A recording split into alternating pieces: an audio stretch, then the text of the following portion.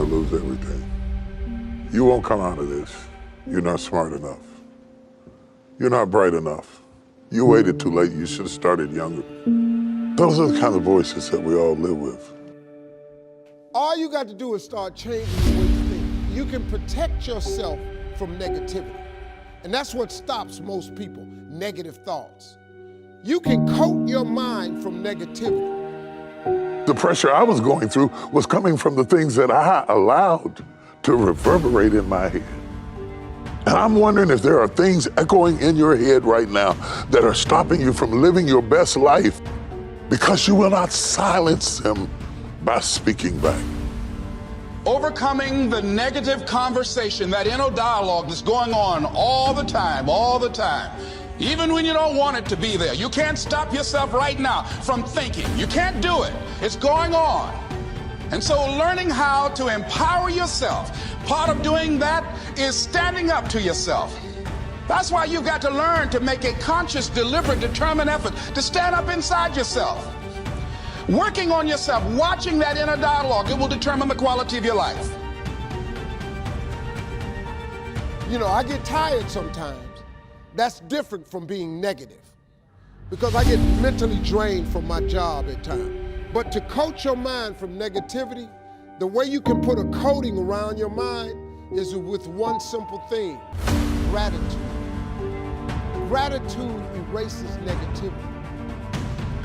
The fact that you can walk, that's a blessing. The fact that you woke up, that's another blessing. The fact that you can see, think, reason, that's another blessing. The fact that you can go somewhere and get yourself something to eat, that's another blessing. The fact that you have an opportunity to get it right is another blessing. The fact that you're beautiful, that's another blessing. The fact that you have any measure of health, that's another blessing. And I'm just talking to you, I don't even know you. I could give you 50 things you ought to be grateful for right now. I don't even know you. Start coating your mind with gratitude. It'll change everything for you.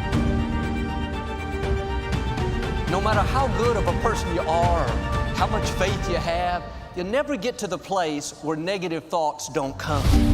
Discouraging thoughts. Your dream is never going to come to pass. You'll never meet the right person. It would have happened by now. Thoughts of worry. The enemy's main tools are deception and lies.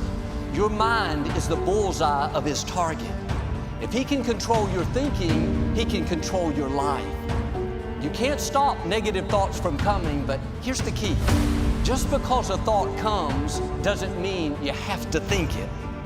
You control the doorway to your mind. You're in charge of what you give access to. Be selective in what you allow in. If the thought is negative, discouraging, bringing worry, fear, do yourself a favor, don't let it in. It's not complicated. Don't dwell on it. Don't give it the time of day. But too often, when these negative thoughts come, we don't think twice. We just allow them access, go around worried, discouraged, intimidated. Start paying attention to what you're dwelling on. When discouraging thoughts come, nothing good is in your future. Why do you even have your hopes up? You're going to be disappointed again. Before you dwell on that, before you let it take root, ask yourself, where is this thought coming from? When a negative thought comes, erase it and replace it. It's not enough to just not think negative. Don't leave your mind empty. So there's a lot of chaos going on in the world. There's a lot of destruction going on in the world right now. There's a lot of loss happening in the world right now. And I've actually been through a lot of chaos, and I've been through a lot of destruction, and I've been through a lot of loss. And one thing that I've learned going through all those experiences is I learned that I had to keep my emotions in check. And that's the same thing I tell other people when they're going through trying times, is to keep your emotions in check. I mean, don't make decisions based on your emotions. If you make decisions based on your emotions, they're gonna lead to a bad place. Don't let that happen.